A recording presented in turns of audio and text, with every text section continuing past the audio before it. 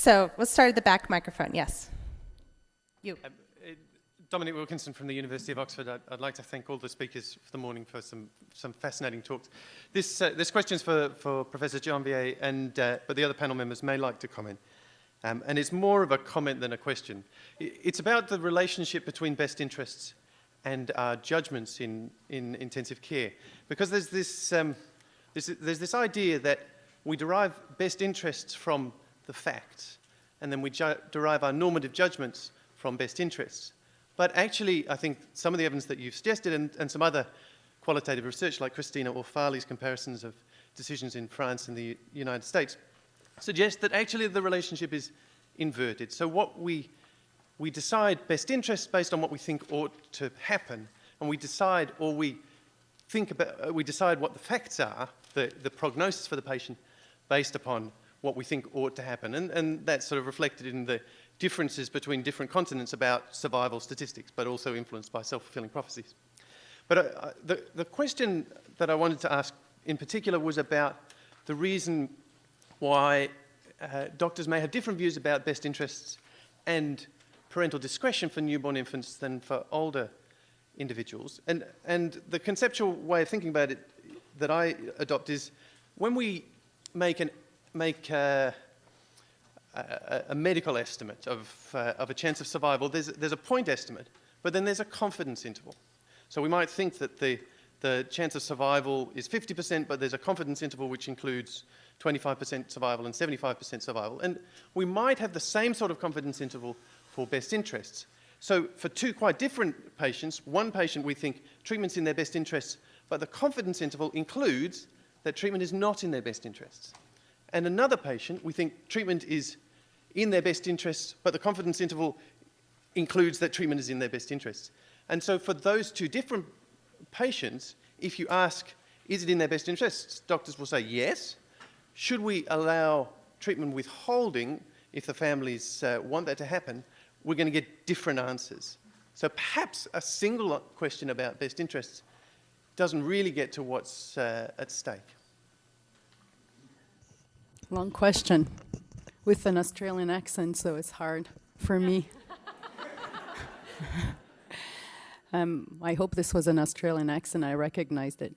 The first one was about how policy give facts and how facts give policies, and how with policies you have outcomes, and with these outcomes you create the policies, and then this is kind of a vicious circle in the countries. The other one is about how respondents are sure about what the best interest is. And you think it's in the best interest, but in your own head it's a gray zone. So when we asked, is it in the best interest of patients, we asked, yes, always, generally, sometimes, exceptionally, never, unsure. And we actually have had more always for example, the 2-month-old than the neonates. But for those who said it was always in the neonate's best interest to be resuscitated, there's still 50% who accepted comfort care. That was totally different than all the other scenarios. And of course we didn't ask why, and I think that's Amélie Dupont's research, her poster, and I could have put many slides in there. When you ask people why, the reasons that come up is not, I'm not sure, it's sometimes the uncertainty, but it's about 15% of respondents who say this. What they say is, well, this is not a person yet. The parents don't have a relationship for this baby.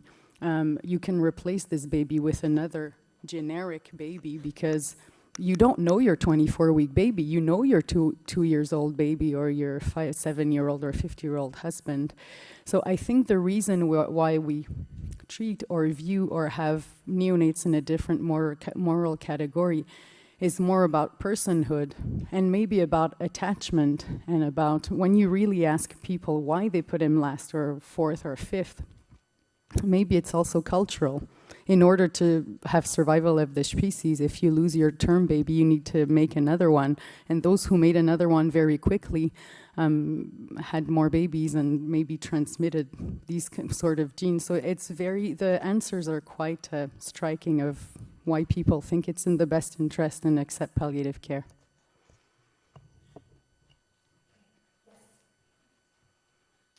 Lynn Gillam, Royal Children's Hospital, Melbourne. I also have an Australian accent, I'm sorry, so I'll speak slowly. This is a question for Norman Faust in particular, though I'd be interested to hear other panel members' view. Right at the end of your presentation, you made a remark that clinical ethics committees reduce the risk of legal liability, or I wasn't sure whether that was the risk of being sued or the risk of losing. I find myself saying that, and I think it ought to be true, but I don't have any evidence. I'm wondering if there is evidence out there. To answer the first part of your question, I think both. I think it reduced the risk of losing for sure, because it's hard to support a claim of negligence or failure to take due care. And it's harder, I think it reduced the risk of being sued, because a plaintiff or a plaintiff's attorney, more important, is not going to embark on a hopeless endeavor. And if it looks like the decision was very carefully made and had a lot of good process in it, it'd be very hard to show that they failed to take due care. One last point on that. In the U.S., there's a place called the National Center for State Courts. It's a place that helps state judges, who are the ones who decide these cases, review these sorts of decisions. And they have a book on end-of-life decisions, a guidance book for state judges. And the word ethics committees appears throughout that book as a critical factor that the judge should use in deciding whether to take a case, never mind how to decide it. That is, they're advised by their professional organization that a case that's been properly processed through a suitably appointed ethics committee, they should be reluctant to take such a case if the claim is negligence, which is what the usual claim is. So I think both things are true.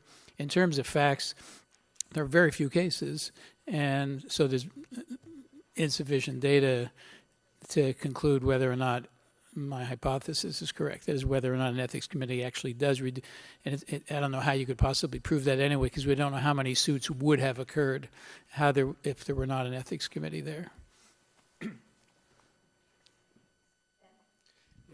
Ben Wilfon, Seattle. This is actually a question inspired by John's initial case, but it's really a question for any and anyone on the panel who wants to respond. So your first case, John, was a child with trisomy 18 with the VSD, and described the passions on one side and the ambivalence on the other side. My question for you is, how would you approach that case? And I think I just want to add to the piece of the puzzle, which is that often when I've asked that question, the answer is, well, because the prognosis, the survival of children with trisomy 18 is very poor. And then I ask, well, why is it so poor? Because we don't intervene and fix the VSD. So my question to you is, how ought we to approach families who say, I think this is good for my child to have this VSD repaired as I would for any other child? Anybody else?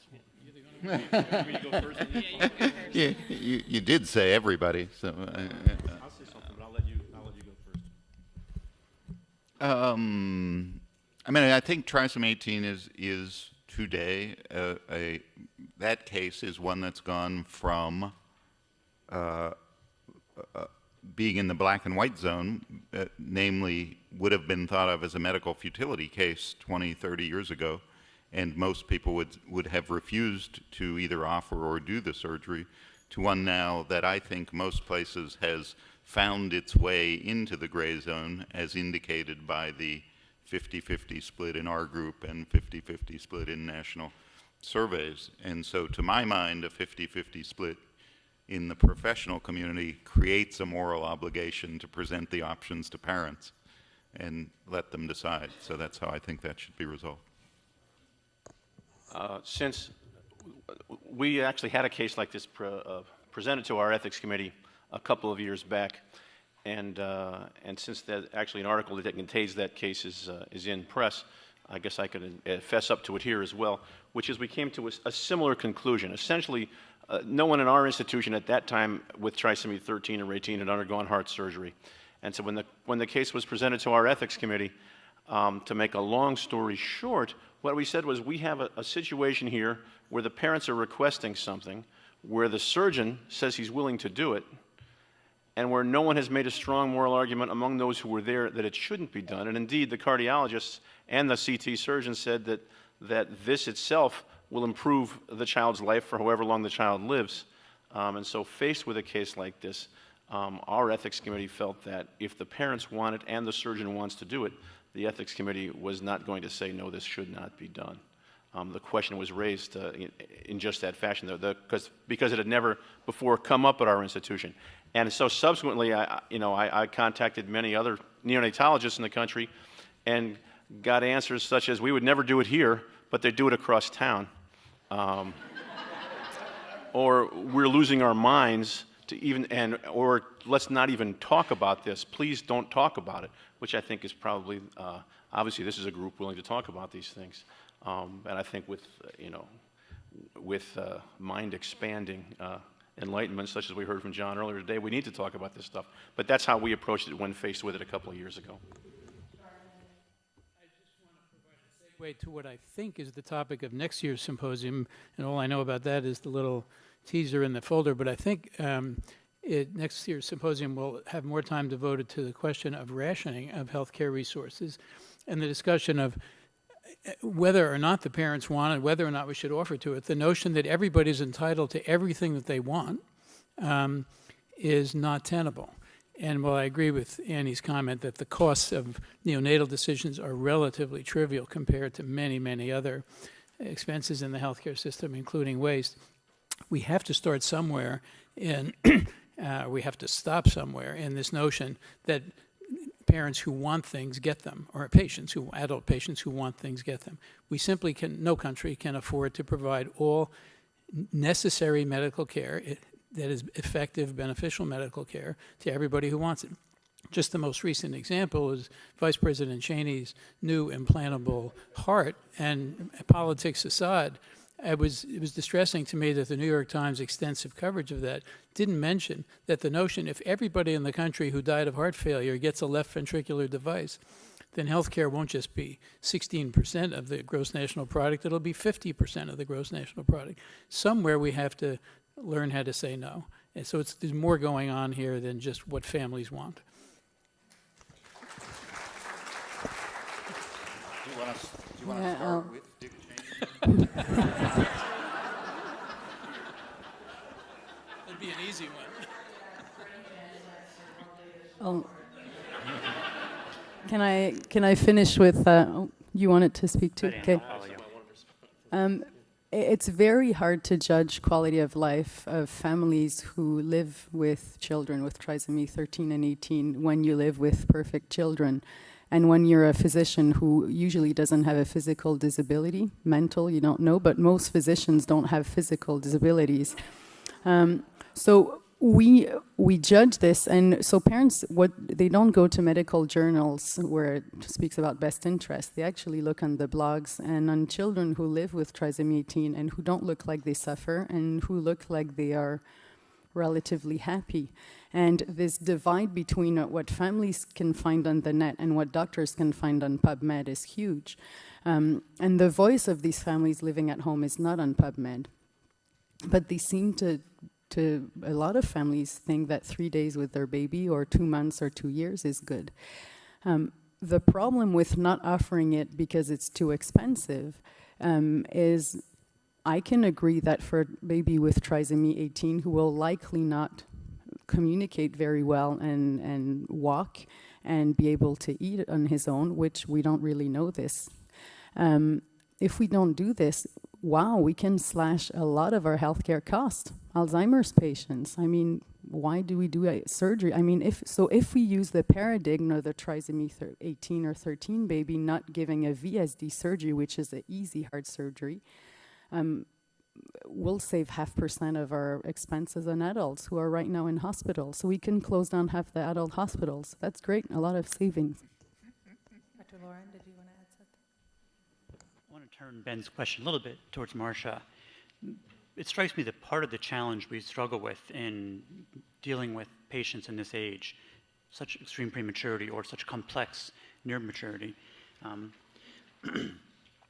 is we don't really know why each of us choose to become parents, but when we all, I think, in embarking upon that journey, hope or expect that our children will outlive us, that they're going to bury us.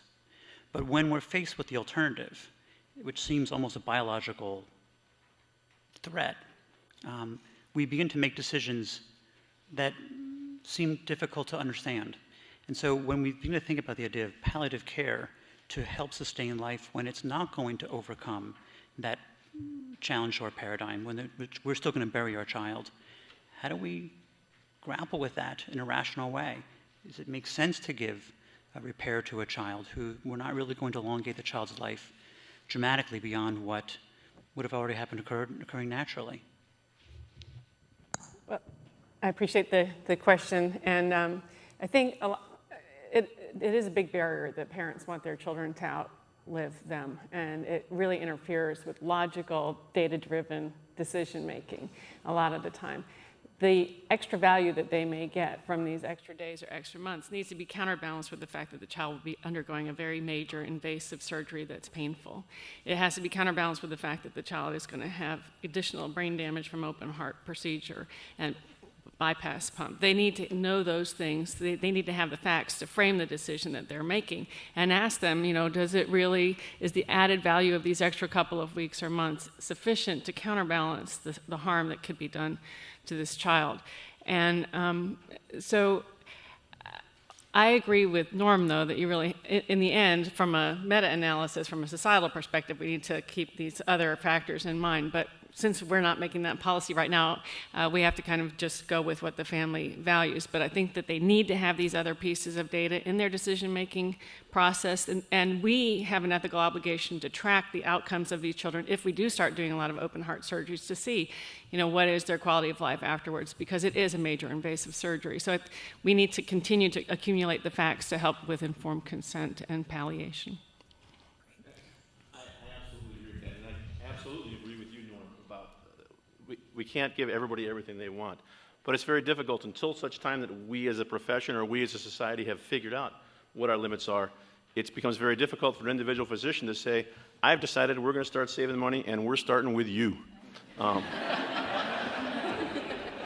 Yes. We as a group need to figure out what to do, but until that time, it's pretty tough to apply that individually, which I think was Marsh's point. That's a good point. I think I want to get to some of the questions that are waiting. Yes. If you could also identify yourself, that would be wonderful. Hi, I'm John Fanneroff from Cleveland. I enjoyed all these presentations. I want to prompt a little bit more discussion about, Dr. Faust, one of your key slides where you emphasized twice that no physician has ever been successfully found liable civilly or criminally for withdrawing or withholding treatment. I think it's just a little bit more complicated than that. And we, in fact, and I know we had a catastrophic birth injury with a spinal cord, a C3 injury, and the baby was trach vent dependent, and we wanted to withdraw, and there was a lot of controversy over that. And the prosecutor in the county actually said, if you withdraw on this baby, we will consider this homicide and charge you. And I know there's been other similar cases across the country. You take the message of the Miller case in Texas and the Montalvo case you presented, and that is the message to neonatologists is, if you resuscitate, you're going to be safe. So I think that while it is true that no one ever has been found civilly or criminally liable, the fear is always there. And I don't know of any physician who, when a prosecutor says, you withdraw on this child, and I think that would be a gray zone kind of case, we're going to prosecute you, that's probably enough. Well, first, I agree with you. The threat is very oppressive, and the suit can be brought and a criminal charge can be brought, and that's extremely unpleasant. And that does affect decision-making to avoid that unpleasantness. But good ethics starts with good facts, so at least we'd be sure about the facts, that those lawsuits and those criminal charges aren't going to go anywhere ultimately. It'll be very unpleasant, but we know how they're all going to end. If you need proof of that, just remember Jack Kevorkian, who was an unlicensed pathologist who killed or assisted in the killing of 100 patients without a license to practice medicine and no training in the care of patients, and was tried 4 times, once under a law that was called the Kevorkian law. And 3 times the jury nullified the prosecutor's charge. That is, there was no question that he violated the laws against assisted suicide and active euthanasia, and yet 3 times the jury just said, we don't care. We're not going to prosecute an ex-physician for this. And the only reason he got successfully convicted the fourth time was because he sent a videotape into 60 Minutes and so breached the privacy of the family and offended people about that he went to prison. The point is, if you want to really be found guilty of anything in this area, you have to work really hard at it. I mean, Kevorkian worked for almost a decade and finally succeeded. So what we're talking about is avoiding real unpleasantness, and I don't minimize it. I'm at the other end of it right now. I'm on the receiving end of it, so not a criminal charge, but a civil charge. So I know what I'm talking about. I still think I and we did the right thing, and I would do the same thing the next time. So that's for people to decide whether their duty to their patients and to do the right thing requires them to go through this kind of unpleasantness, and that's an individual choice. Okay. Yes, next. This is Peter Hulak. I'm from Denver. And thanks to the panel for the really wonderful morning. This is a question also for Dr. Faust. You made a really wonderful case for the fact that there's been a huge pendulum swing over 30 years from 1980 to 2010 in terms of how medicine is really practiced. I wonder if, here's the real question, I think. Could we say that the pendulum has swung not just because of the election of Ronald Reagan or because of the baby Doe hoo-ha, but are those things emblematic of some wider and bigger cultural change that's happened in terms of what expectations really are about for us in healthcare? And if that is true, what do you think those big trends might be? Well, first I'd like to hear John and others talk about that. I think John's much more thoughtful, and his talk was much more about these larger issues that lead to these changes in attitudes about what's black and white and what's gray. So my sense of it is less well developed than his. I think a big part of the change was politics. That is the election of a right-to-life president who had an agenda and intervened and did something that, as John points out, was able to garner support in that case from people on the left and people on the right for different reasons. But there was a coalition that was almost impossible to defeat. That was one point. I think the same thing happened in stem cell research, by the way. People on the left and people on the right eventually got together. I mean, Orrin Hatch changed his view about the moral status of the fetus or of the embryo because he had relatives with Parkinson's disease and diabetes and began to see that it was important to move this research forward. So there was that just political coalition that happened. Second, good ethics starts with good facts. As I said, I think the mythology about Down syndrome, as Annie has uncovered about or explicated about prematurity, was preposterous. You know, the false beliefs about not just quality of life of people with Down syndrome, but the quality of lives of their families. There was mythology about how devastating these children were to their families. There was misinformation about adoption. People didn't know that there was then and still is a waiting list for adoption of children with Down syndrome, so that parents could have it both ways. They could have the kid treated and then have him placed for adoption if that's what they want. So it was getting better information out, better networking. But I think the main thing that changed was just talking about it and looking at it critically and seeing not just the ethics and the law, but the social resources, the alternatives, and so on, the facts about outcomes of spina bifida and Down syndrome, and developing a process, namely ethics consultation, et cetera, that was better than what had gone before, which was individual parents and doctors deciding on their own. Dr. Lantos, did you want to add to that? Yeah, it's a great question and somewhat of a mystery, but I think it's clear that it takes somebody who wants to go from the private realm to the public realm for reasons that have less to do with the particulars of the case and more to do with a larger a larger political agenda. So it was clear, I think, with Reagan and the baby Doe debate, this wasn't really about the treatment of imperiled newborns. It was about abortion. And it was a political gamble or a political strategy to energize the pro-life base because there was no way to get their real goal, which was to overturn Roe v. Wade, and this was a battle they could win. The political genius was to frame it as a a case of disability rights before child abuse, disability rights, and therefore garner support from people on the other end of the political spectrum, which made it hard for people in the middle to oppose it. So that's why Nation and National Review readers could beat New York Times and Wall Street Journal readers, not a usual outcome in the U.S.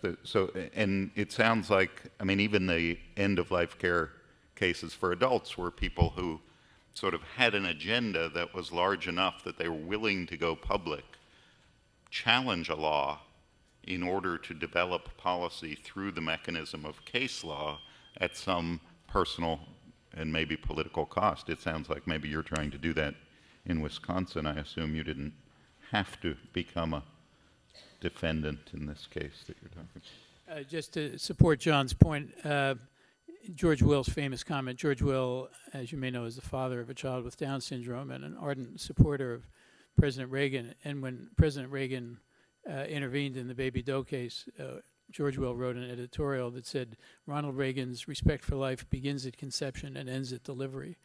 That is, he was attacking the hypocrisy of mandating treatment of this child or children like him, and simultaneously cutting all the social support programs that would make it possible for parents and families and communities and schools and so on to take care of these children. That is, Will said, Reagan didn't care about children with disabilities really at all in that decision, or at least if he did, he would have behaved very differently on a whole raft of other decisions he made. Doug? John primarily, but I'd be interested in hearing what others have to think.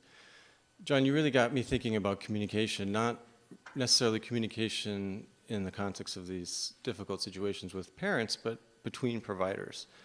How, well, and as you know, we tend, providers and everybody else tend to conform even facts to our culturally held beliefs, our worldviews.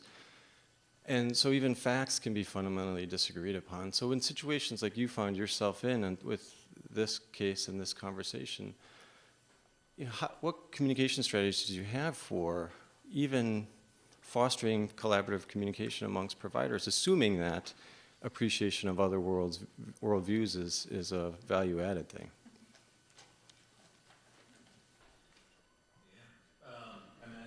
Some of the stuff Mark was talking about too, and I'm sure stuff we all deal with a lot.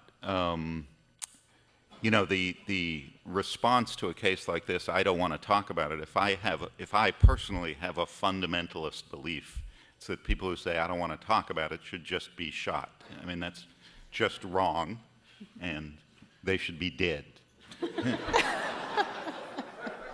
But I'll tell you how I really feel. So getting people to talk about it, I think, is to me a moral imperative. The question of how to do it is complicated because you're asking people to talk about things that make them deeply uncomfortable and challenge personal beliefs, and to do it with the very people who they themselves adamantly oppose and don't want to have a conversation with. I don't have a good answer to that except to keep hammering away at it. I think it's a little bit easier, 2-minute warning, a little bit easier in academic settings, and there's two practical strategies in academic settings. One is, wouldn't it be great to have this discussion for the residents? Their faculty disagree, let's talk about it. The other is, let's write a paper about it.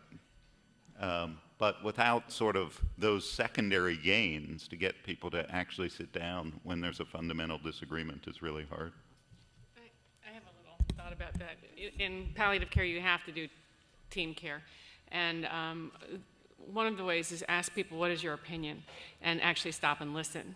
That helps an awful lot. Involving them in the family meetings, involving them in the case discussion before the family meetings where everybody gets to hammer out their thoughts and problems, because if you don't, you end up with a very divided team and people who hate each other or people who speak behind each other's backs, and it's a very dysfunctional situation. So I think if you recognize you're going to be working with these people for a long time and their input matters, then inviting them proactively to be part of that, to round with you, to offer their suggestions, leads to that kind of collaborative thinking and working.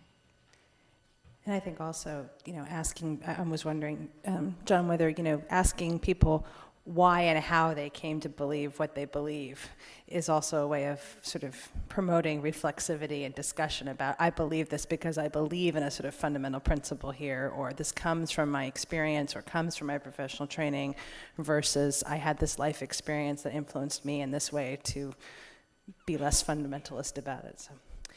We're actually running low on time, so I apologize. I think we're going to have to cut off the questions there, but I'm sure the panelists would be happy to answer questions afterwards. But I have a few announcements before the lunch. So for lunch, Bell Harbor has prepared a buffet lunch located in the Harbor Dining Room, which I believe is that way. When you exit the auditorium, it will be to your right, and lunch will end at 1:10 p.m., so then come back here.